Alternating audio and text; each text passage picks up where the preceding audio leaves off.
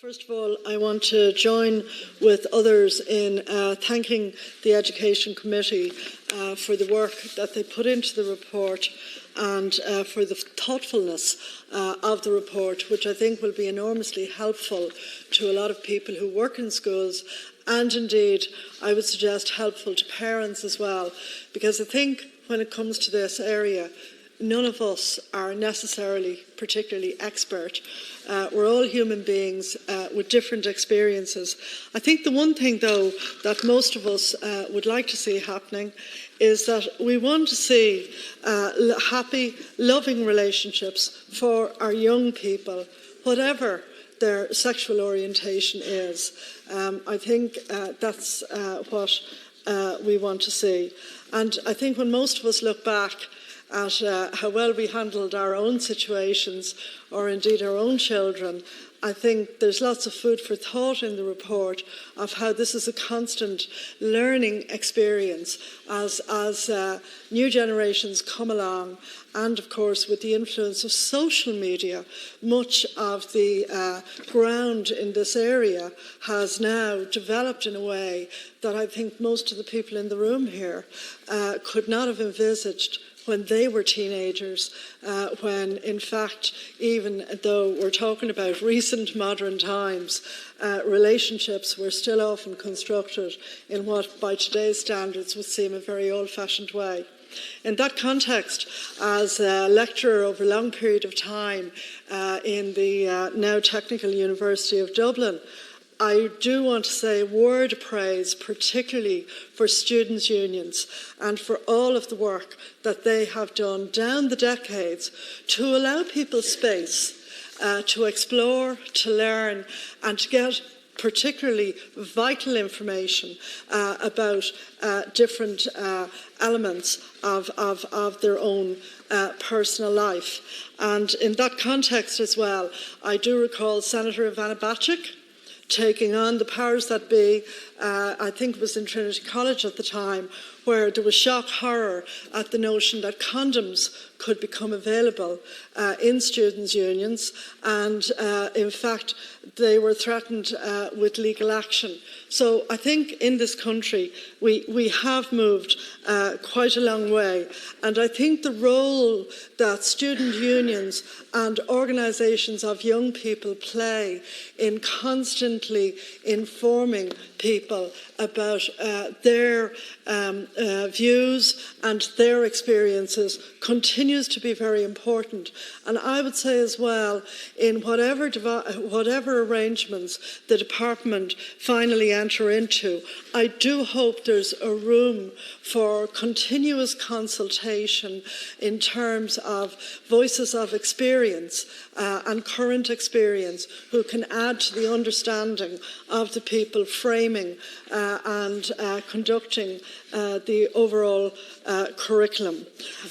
As the Minister for Social Protection, I was responsible for having the legislation introduced which allowed trans people, for instance, to have a birth certificate in their preferred or acquired gender. And again, I just recall how much, as a person, I learned, and not particularly to do with politics, from the young trans people, and particularly from their parents, about the journeys that they had undergone in terms of identifying their particular sexuality. And I think that Ireland has actually changed, because I do recall that in the discussions in both the Dáil and the Seanad, there was nothing but very strong support and understanding from members on all sides of the House to seek to develop our legislation and regulations in a way that would allow people to lead happy, fulfilled lives in terms of their own particular situation. And I do agree with the Minister that a lot of that is really born out of a very strong sense of respect for other human beings. And like the GAA often say, give respect, get respect. And I do think in schools, which are particular communities, that respect should actually underlie and drive the curriculum. I would say as well that one of the areas that does need to be addressed are dangers. The dangers in relation to drugs, the dangers in relation to how things can go wrong, the dangers in relation to good sexual health, if that is not addressed and attended to.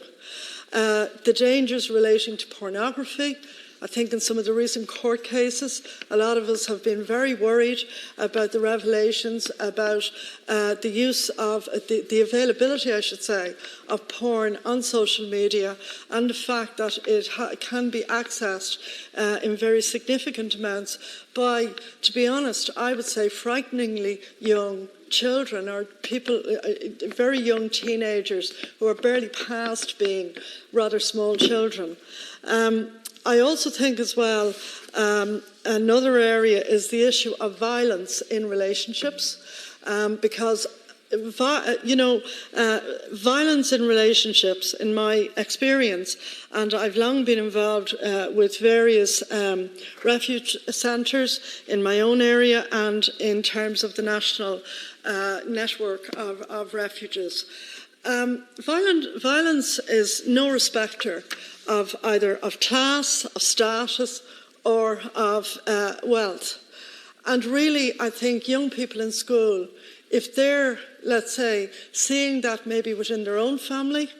or if later on in life they find themselves, unfortunately, in a relationship where sexual violence, which is all about control rather than sex or love, it's about control, that they're equipped to have a sense that they should be able to have the power to deal with this and to address it. I do think that that's important, that while people learn all the positives about loving relationships, that they're also told about when things can go wrong and what they may need to do to protect themselves. And I was talking in the context of the report having been published to a couple of people about what they would like to see. And they were saying to me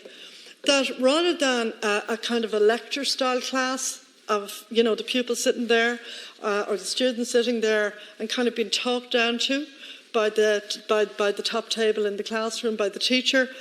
that they would really like to see a workshop-based approach which would involve and permit students maybe to have some discussion around their feelings. Now, I know particularly in secondary schools, we're broadly talking about 50-minute periods, but I think it does require a lot of thought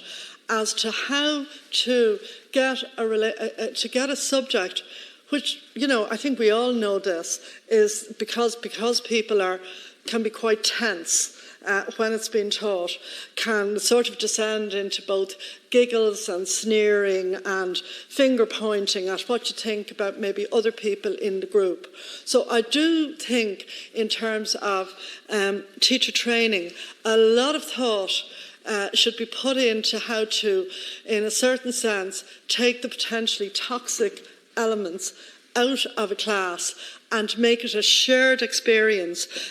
in which people feel that if they want to discuss their feelings or get information, because not every child in a class is as informed as some of the smart people who always seem to know everything. And I think for teachers that's a massive problem. How do you have the people who may not have had discussions at home with the parents, may not have been able to read, but are really avid to try and get information? And I mean, it's a tough job, I think, in terms of teaching, to be able to do all of that. And so I think teacher training in this and using, as the Minister was referencing, the education centres to look at the difficult and to look at the positives of being involved in teaching the subjects. What was also mentioned to me was a lot of the classes, may talk about how you get into a loving relationship. But unfortunately, I think as everybody knows who's ever been a teenager, relationships also involve breakups. And one of the things was said to me that should be discussed is how do you deal with a breakup so it doesn't destabilise you entirely, that you can move on, take some good experience out of it, learn from it, and move on. And again, I think that's quite an important point, that you're not the only person who's ever been affected by a relationship breakup. But I'm very glad to see the report before the House today, and I think some very good recommendations, which I hope, as far as possible, the Minister will implement. Thank you.